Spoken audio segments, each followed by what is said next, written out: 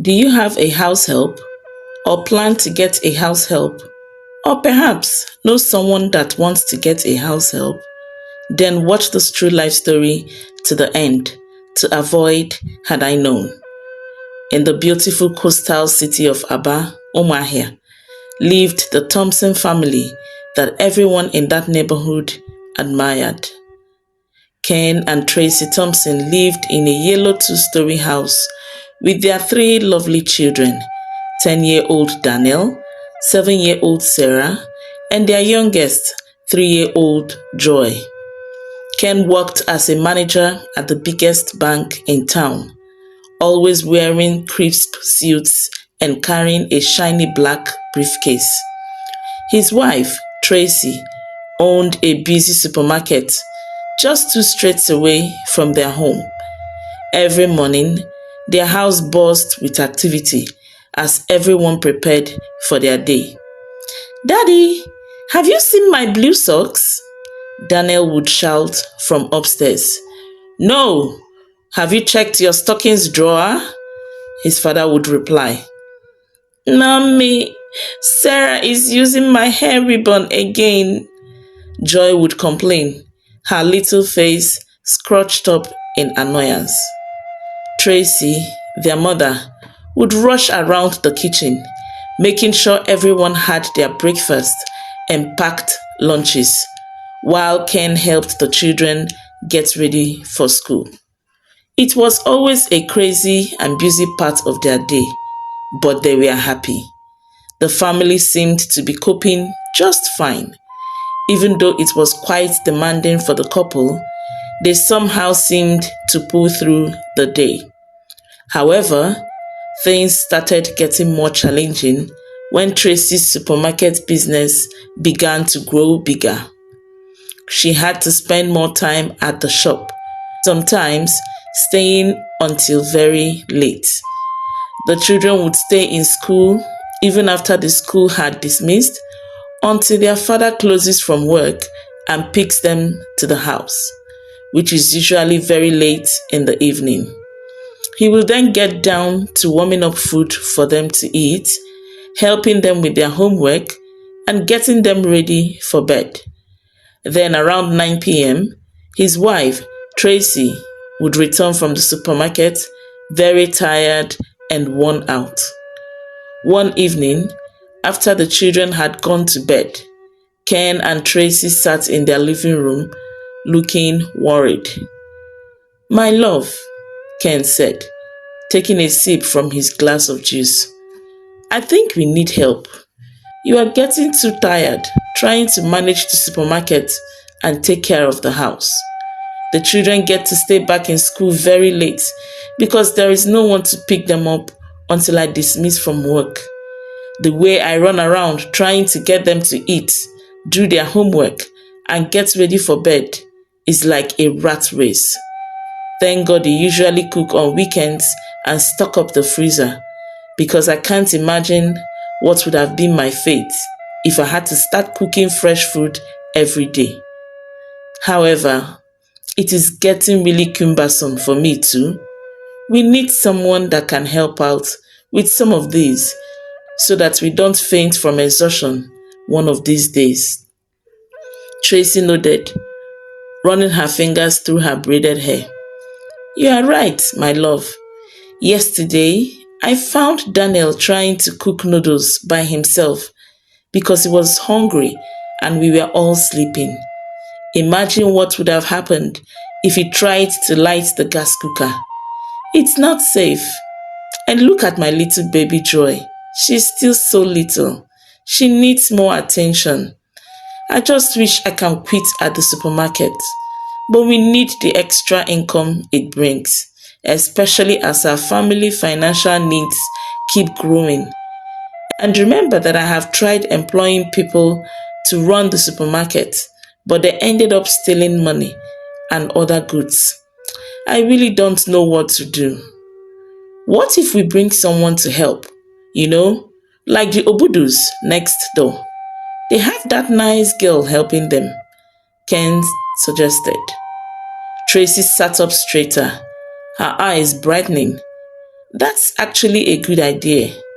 But we need to be careful about who we bring into our home. There are so many stories about getting someone to live with. Scary stories that makes me not want to risk someone coming into our home to cause issues for us. We'll pray about it. God will direct us to the right person, Ken assured her. The next day, Tracy mentioned their need to her friend Martha at church. Martha's face lit up immediately.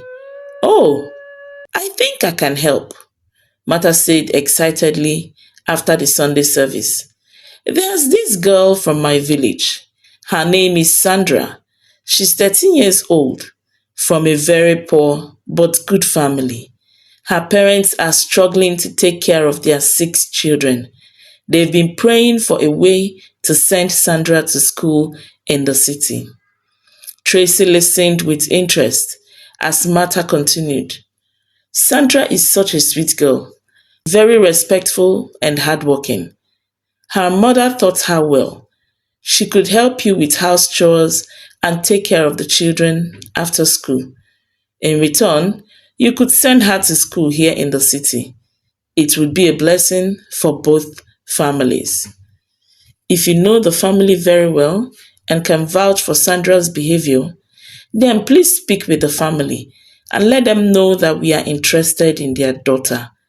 In the meantime, I will discuss this with my husband, and once he gives me a go ahead, I will mobilize you to bring her to the city, Tracy said. That evening, Tracy went home happy and excited as she discussed it with Ken. Martha says the girl comes from a good family. She's just 13, a little older than Daniel. She could be like a big sister to our children while helping us around the house.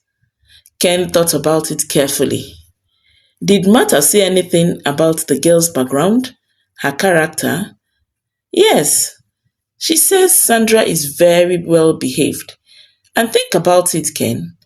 We would be helping her get an education too. Her family is very poor. After much discussion and prayers, Ken and Tracy decided to give it a try. They gave Martha the go-ahead to bring the girl to them in the city. 2 weeks later, Martha returned from her village with Sandra. The moment Tracy saw Sandra, her heart melted. The girl was small for her age, with bright eyes and a shy smile. She wore a faded but clean dress and carried a small bag containing all her possessions. Good evening, sir. Good evening, ma. Sandra greeted politely, bowing slightly as Martha introduced her to Ken and Tracy. Their children watched curiously from the staircase. Joy, the youngest, was the first to break the ice. She toddled over to Sandra and raised her little arms, wanting to be picked up. Sandra's face broke into a beautiful smile as she gently lifted Joy. She's perfect, Tracy whispered to Ken, watching Sandra interact with Joy. That evening, they showed Sandra to her room, a small but comfortable space next to the children's rooms upstairs. They had prepared it with a new bed, a small wardrobe, and even some new clothes they had bought for her. Sandra's eyes grew wide when she saw the room. All this for me? She asked in disbelief. Yes, Sandra, Tracy smiled. This is your new home now. Tomorrow, we'll take you shopping for your school uniform and books. You'll be starting school next week. Oh, thank you, Ma. I am very grateful. God will bless you and Uncle, Sandra said. That night, as Ken and Tracy prepared for bed, they felt good about their decision. Sandra seemed like the perfect addition to their family. They had no way of knowing that their act of kindness would soon turn their peaceful home into a battlefield between good and evil. Sandra fit into the Thompson family like a missing puzzle piece. Every morning, she would wake up before everyone else to help Tracy in the kitchen. She learned quickly how to prepare the children's favorite breakfast meals. Daniel loved fried eggs with toast. Sarah preferred oatmeal with honey, and little Joy would only eat her cornflakes if they were arranged in a smiley face pattern. At school, Sandra proved to be a bright student. Ken and Tracy enrolled her in Divine Academy, the secondary section of the same school their children attended. Her teachers often praised her intelligence and good behavior. Even though she started midterm, she caught up with her classmates within weeks. Sandra, would you like to join our friendship group? We've noticed how smart you are, asked Precious, one of the popular girls in her class, during lunch break one day. Sandra beamed with joy. After 3 months of being the new girl, she was finally being accepted by the cool kids. The friendship group consisted of 4 girls: Precious, Queen, Stella, and Dora. They always sat together during lunch, sharing snacks and giggling about secrets. Back at home, Sandra continued to be helpful and loving. She would help Daniel and Sarah with their homework, play dress up with Joy, and still manage to help Tracy with house chores. Ken often bragged to his colleagues about how blessed they were to have found such a wonderful girl. But everything changed on the day of Sandra's 14th birthday. Tracy had organized a small party for her, inviting Sandra's friends from school. The house was decorated with balloons and streamers, and a beautiful chocolate cake sat in the middle of the dining table. Here, Sandra, Precious said, handing her a beautifully wrapped package when no one was in sight. This is a special snack from all of us, but you must eat it when you are alone in your room tonight. It's a friendship group tradition. Sandra was touched by the gift. That night, after everyone had gone to bed, she unwrapped the package. Inside was a strange looking biscuit that seemed to shimmer in the darkness. It smelled wonderful, like nothing she had ever smelled before. Without giving it a second thought, she took a bite. As soon as she bit into it, the room began to spin. Sandra felt herself falling, falling, until she splashed into what seemed like an ocean. But this was no ordinary ocean.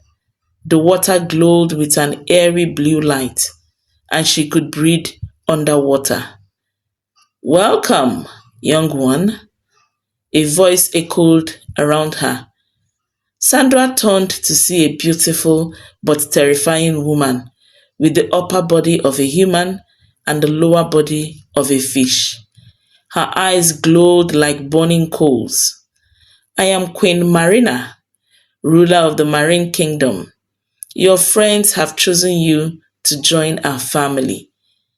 The next morning, Sandra woke up in her bed, thinking it was all a dream. But when she got to school, her friends were different. They pulled her aside during break time. Now you are one of us, Precious whispered, her eyes glowing with the same airy blue light Sandra had seen in her dream. Queen Marina has given you powers. You can use them to do anything you want. So, it wasn't a dream. I was really in the Marine Kingdom last night. Yes, Sandra, you should count yourself lucky to be chosen. With the powers you have now, You don't even have to read for your exams before passing them. You can ask anyone to do whatever you want them to do for you, and they will do it. You will be popular just like the four of us, and no one in this school can challenge you. I don't know how I feel about this. Why didn't you ask me for my consent before initiating me into this? I thought we were friends, Sandra said. Yes, it's because we are friends that we got you to be part of us, to enjoy the things we enjoy. If you are obedient and work very hard, Queen Marina will make you even more powerful. You can change your parents' life and bring them out of poverty, Precious said. Really? I can bring my parents out of poverty? Sandra asked excitedly. Sure, you can. But remember, you must cause chaos and destruction in your guardian's home to feed our queen's power. Sandra was horrified. Chaos and destruction? But I don't want to hurt the Thompsons. They have been so good to me. Dora laughed coldly. You don't have a choice anymore, Sandra. The biscuits you ate bound your soul to our kingdom. If you don't obey, you will suffer terrible consequences. You will die. From that day, Sandra began to change. At first, the changes were subtle. She would break things in the house or purposely injure Joy, the youngest child, claiming it was an accident. But as the marine spirit's influence grew stronger, her actions became more sinister.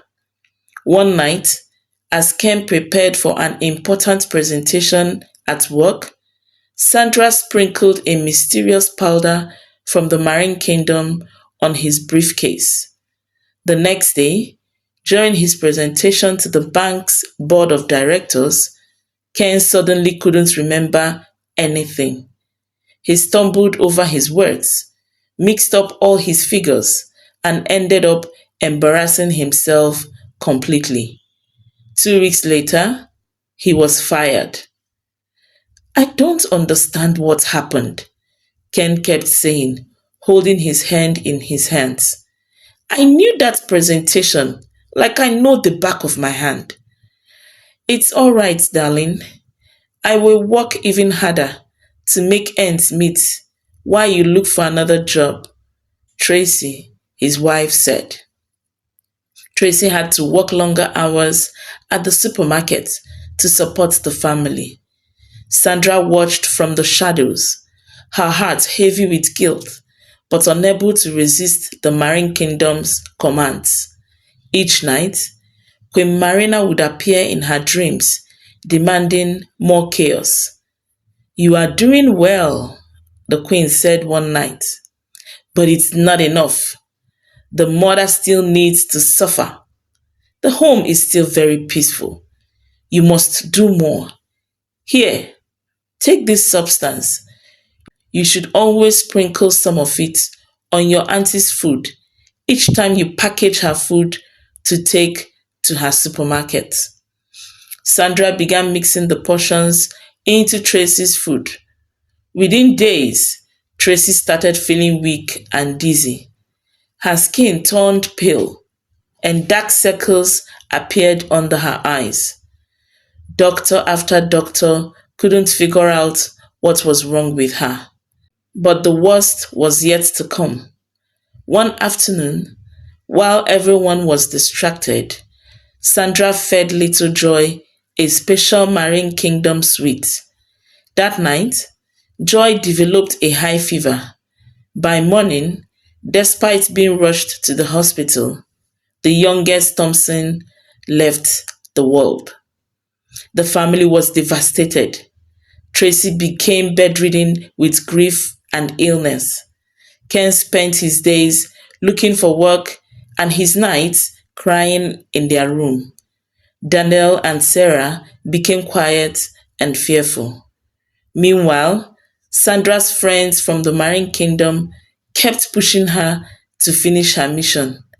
You must kill Tracy, they insisted. Queen Marina demands it. Once the mother is gone, this family will be completely destroyed and you will be elevated and given more power to control your world. But as Sandra prepared for her final task, she didn't know that help was on the way. Ken, desperate for answers about all their misfortunes, had sought help from a powerful prophet at the Light of Salvation Chapel. Ken hadn't always been a religious man, but desperation drove him to seek divine help. After losing his job, his youngest daughter, and now watching his wife waste away, he knew this couldn't just be ordinary problems. One evening, while walking aimlessly through town, he found himself standing in front of a church called Light of Salvation Chapel. A sign on the door read, Prophet Emmanuel, Special Deliverance Service every Wednesday. Inside, Ken found Prophet Emmanuel, a tall man with penetrating eyes and a gentle voice. As soon as Ken entered his office, the prophet stood up abruptly. My brother, I see darkness hovering over your household. Your enemies are not far from you. They eat at your table and sleep under your roof. Prophet Emmanuel said. Ken's heart started pounding. The prophet continued. I see a young girl. She was sent to destroy your family. She operates with marine powers. Your daughter's death was not natural, and your wife is next on their list. Ken felt his legs go weak. Sandra? He whispered in disbelief. I can't believe this. Sandra has been an angel to my family. How can she be responsible for what is happening in my home? If you doubt me, bring your entire household to tomorrow's night deliverance service, the prophet instructed. Don't tell anyone why.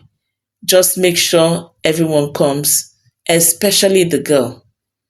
That evening, Ken announced that the whole family would attend a special church service. Sandra tried to make excuses, but Ken insisted everyone must attend. The next evening, as they entered the church, Sandra began feeling strange.